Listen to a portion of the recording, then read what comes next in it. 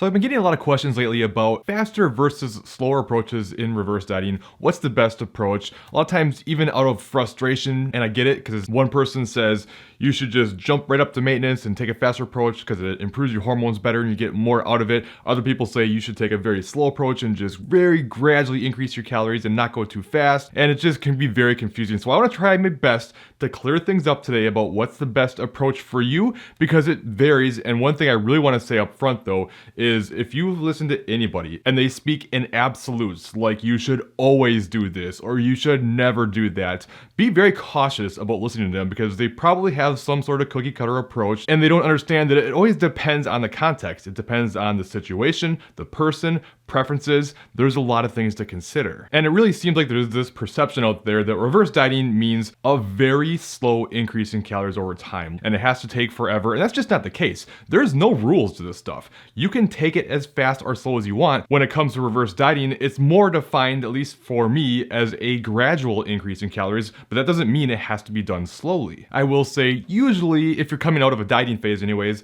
a bit of a bigger increase up front makes more sense. It just depends on how big. And then oftentimes after that, it's not quite as big. And this is where you're looking at how things go and monitoring and adjusting based on that. But regardless, let's talk about the pros and cons of a faster or a slower approach. So the biggest benefit of taking a slower approach, making smaller increases in calories, is that you're less likely to gain weight. Your metabolism has a better chance of keeping up with the extra calories that you're giving it versus a faster approach where you're just throwing a lot at it and it can't quite handle it, especially since your metabolism is suppressed from the dieting that you've done. So if what's most important to you is to try to maintain your weight as best as possible, then a slower approach is probably better. However, you also have to understand that that means it's going to take longer to get all the benefits from the reverse, including being able to enjoy more food, have more balance and flexibility, feeling better, being less hungry, recovering better, performing better, all the really good things that come with it. On a faster approach, you're gonna feel better faster, you're gonna get all those benefits I just mentioned much quicker,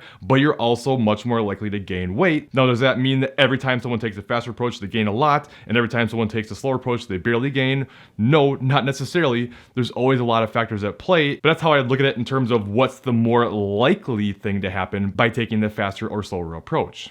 One of the things that actually sparked my interest in doing this video was a question that I got because I just finished a cut recently and I took a little bit faster approach than the other person that was in question, and they were saying like, well, how come you made a so much bigger increase for yourself and a much smaller one for me, even though I said that I wanted to do a slower approach because I didn't want to gain. But then I hear people say, well, you should do a fast increase right to maintenance right away. So why were they handled so differently? And the thing you have to understand here is your maintenance calories is a moving target. It's not static, it's gonna change, and it suppresses with your dieting. So when someone says increase the maintenance right after your diet, well, what if you're already at maintenance? And that's what happened here. So in my case, I was in a pretty good deficit. I only dieted for 12 weeks. 4 of those weeks were diet breaks. I was seeing about a pound a week on average. And even the last week of my dieting, I lost 1.7 pounds, which was 1% of my weight. So I was still clearly in a good deficit at the end of my cut. Plus I hadn't dieted for 2 years prior to going into this cut. So there weren't a lot of adaptations and I was in a good place. The other person that questioned had been struggling to lose weight. In the previous 11 weeks, they'd struggled to lose a little bit over a pound in all that time. We probably should have pulled him out sooner than we did.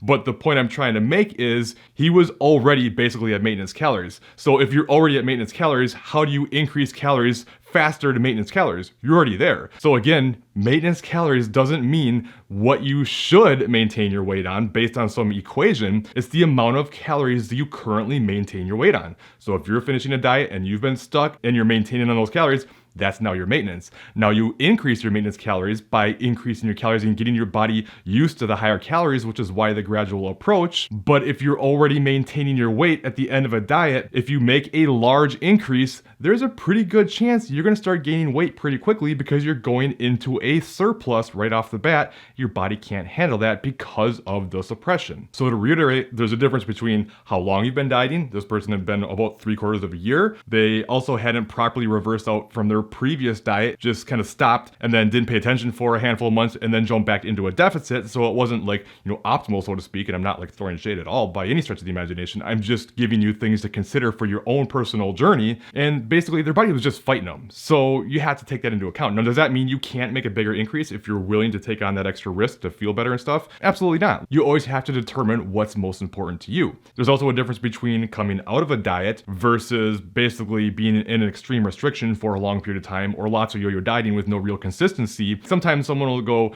I've basically been eating like 1,100 calories for the last however many years, and I've just been maintaining my weight on that. I'm stuck. Their maintenance calories are now that 1,100 calories, but it probably shouldn't be. Genetically speaking, it should probably be much more, but because their body is so adapted to these low calories, that's now their maintenance calories. So again, a bigger increase from that is going to be much less likely for the body to be able to handle without gaining more weight. So in that case, a slower approach may make more sense. And basically, no matter what the situation is, you have to understand that your maintenance calories is going to be lower than it should be, like lower than predicted, even beyond just the amount of weight you lost. Sometimes people make the argument that the only reason that your metabolism slows down is because you lose weight and therefore have less energy demand, which is true, but research has shown that especially under more extreme conditions, your metabolic rate slows down greater than would be predicted by the amount of weight loss. So it's kind of a combo factor. And if you want to just go right back to maintenance because you want to get there faster, you also have to consider not a lot of people are very good about being able to predict their current maintenance calories, and oftentimes feel like their maintenance should just be whatever they were maintaining on before they started their diet,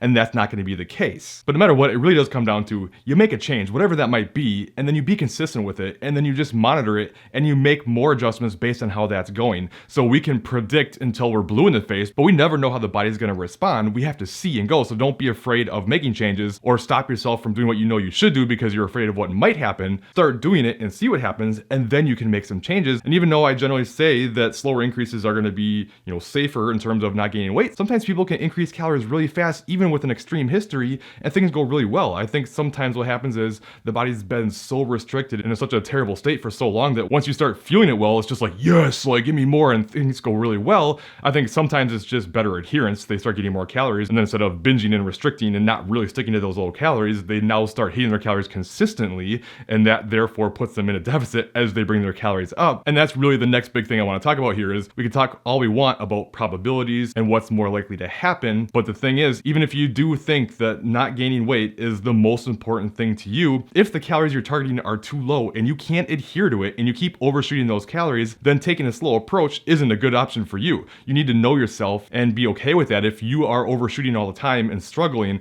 give yourself a higher calorie target that's going to be more realistic that you'll hit. And you'll actually probably end up eating less calories anyways, because you're much better off eating a couple hundred calories more consistently than having a couple hundred calories less of a target, but then blowing it out by 1,000 calories 4 days a week. You're going to end up consuming less. But with all that being said, you might be wondering, well, what type of increases should I make depending on what my goals are? Well, I've already got a video on that, so jump to the top video next, and it'll walk you through how fast you should increase your calories, whether you want to go slower or faster, whether you're coming from a diet or from a history of yo-yo dieting, and it'll walk you through your options. So check that out next. Otherwise, I think you'll like this bottom video instead. And I'll see you next time.